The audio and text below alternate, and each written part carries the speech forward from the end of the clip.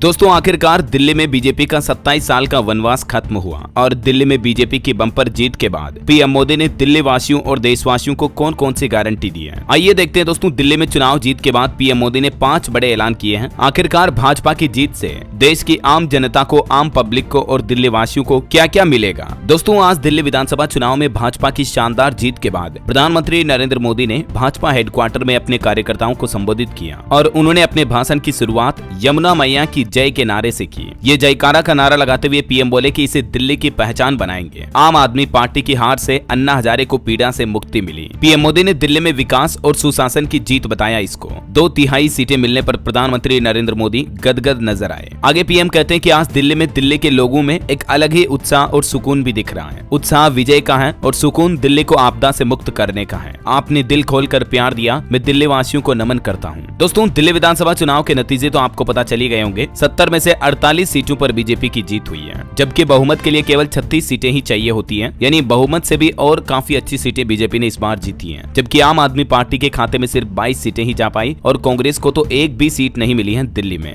देखिए पीएम मोदी ने कहा कि जिन्हें घमंड था कि वे दिल्ली के मालिक हैं, उनका सच से सामना भी हो गया। दिल्ली के जनादेश से ये स्पष्ट होता है कि राजनीति में शॉर्टकट के लिए, झूठ और फरेब के लिए कोई जगह नहीं है। ये ऐतिहासिक विजय है। दिल्ली के एक दशक की आपदा से दिल्ली को मुक्ति मिली। दिल्ली में विकास, विजन और विश्वास की जीत हुई। आज आडंबर, अराजकता, अहंकार और आपदा की हार हुई। कांग्रेस के लिए भी प्रधानमंत्री कहते हैं कि आजादी के आंदोलन के वक्त जो कांग्रेस थी वो कांग्रेस अब नहीं है। आज कांग्रेस देश हित की नहीं है बल्कि अर्बन नक्सलियों की राजनीति कर रही है। अर्बन नक्सलियों का डीएनए घुसने के बाद कांग्रेस बर्बाद हो रही है। पीएम मोदी ने कहा कि राजधानी में देश की सबसे पुरानी पार्टी लगातार 6ठी बार खाता भी नहीं खोल सकी। ये लोग खुद को गोल्ड मेडल देते फिर रहे हैं, लेकिन सच्चाई ये है कि कांग्रेस पर देश बिल्कुल भी भरोसा करने को तैयार नहीं है। तो ये तो कुछ राजनीतिक बातें चीतें चर्चा हुई जीत के बाद, लेकिन अब जरा पहले ये समझिए कि दिल्ली वासियों को जीत के बाद क्या क्या फायदे मिलने वाले हैं। इलेक्ट्रिक बसें, दुर्घटना बीमा से लेकर रिवर फ्रंट तक। बीजेपी ने चुनाव से पहले ही अपने संकल्प पत्र के पार्ट 3 में भी दिल्ली वासियों के लिए कई घोषणाएं की थी। घरेलू गैस सिलेंडर पर 500 रुपए तक की सब्सिडी मिलेगी। होली दिवाली पर एक गैस सिलेंडर बिल्कुल मुफ्त मिलेगा। महिलाओं को हर महीने 2500 रुपए दिए जाएंगे। दिल्ली चुनाव को लेकर भारतीय जनता पार्टी ने जो अपना चुनावी घोषणा पत्र, जिसे हर बार बीजेपी संकल्प पत्र के नाम से जारी करती है,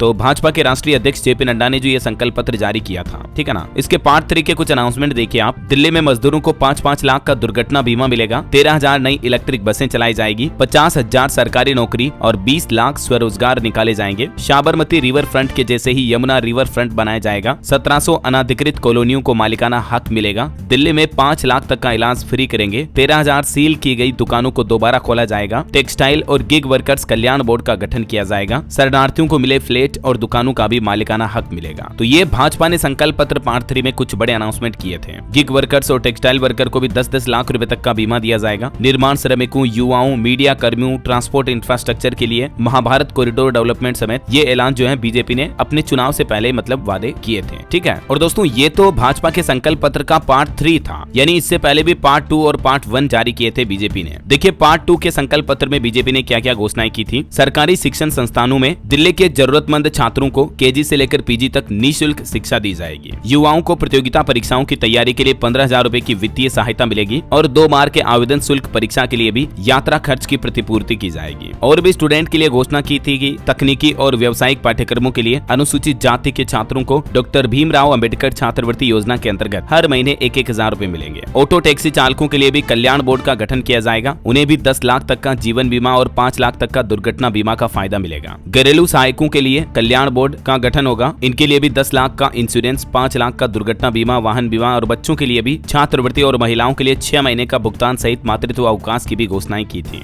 वहीं प्रधानमंत्री स्वनिधि योजना के लाभार्थियों की संख्या को भी दुगुना किया जाएगा, ठीक है ना। अब पार्ट 2 के बाद पार्ट 1 में देखिए भाजपा ने संकल्प पत्र में कहा था महिलाओं को हर महीने 2500 रुपए की मासिक सहायता मिलेगी। 500 रुपए में एलपीजी गैस सिलेंडर दिया जाएगा और वरिष्ठ नागरिकों के लिए भी 2,500 रुपए हर महीने पेंशन की घोषणा की है। अब ऐसे में दोस्तों दिल्ली के लिए जो ये घोषणा और वादे किए थे बीजेपी ने, आखिरकार बीजेपी जीत भी चुकी है। ऐसे में जाहिर सी बात है दिल्ली वासी अगर इन घोषणाओं के पूरा होने की उम्मीद और आशा भरी नजरों से अगर बीजेपी से इन वादों की अपेक्षाएं करें तो ये बिल्कुल भी गलत नहीं होगा। अब देखना यह होगा कि क्या बीजेपी, क्या देश की प्रधानमंत्री नरेंद्र मोदी की सरकार दिल्ली वासियों के लिए किए हुए इन वादों को पूरा कर पाती है या नहीं, और आखिर पूरा किए जाते हैं तो कब तक? क्योंकि अक्सर कई बार देखा जाता है राजनीतिक पार्टियां चुनाव से पहले तो बड़े बड़े वादे कर देती हैं, लेकिन फिर ये वादे खोखले निकल जाते हैं। खैर, इस बार दिल्ली की जनता ने बीजेपी सरकार पर अपना विश्वास जताया है और हम सबको उम्मीद भी है कि दिल्ली वासियों का ये विश्वास बना रहेगा। केंद्र की नरेंद्र मोदी सरकार उनके इस विश्वास को नहीं तोड़ेगी। हालांकि अब बीजेपी की जीत के बाद देखना ये बड़ा ही दिलचस्प होगा कि आखिर दिल्ली की राजगद्दी पर राज तिलक किसका होता है, मतलब दिल्ली का नया मुख्यमंत्री कौन बनेगा। वैसे आपकी क्या राय है दोस्तों, दिल्ली का सीएम कौन होना चाहिए अब बीजेपी की जीत के बाद? आपकी राय विचार मुझे नीचे कमेंट करके बताइएगा जरूर। साथ ही इस वीडियो को लाइक और शेयर करना, DLS न्यूज चैनल को सब्सक्राइब करके बेल आइकन जरूर दबा देना रोजाना ऐसी इन्फॉर्मेटिव जानकारियां देखते रहने के लिए। ओके, ख्याल रखिएगा अपने आप का, अपने परिवार का। मिलेंगे अगले नेक्स्ट अपडेट में, तब तक के लिए जय हिंद, जय भारत, वंदे मातरम।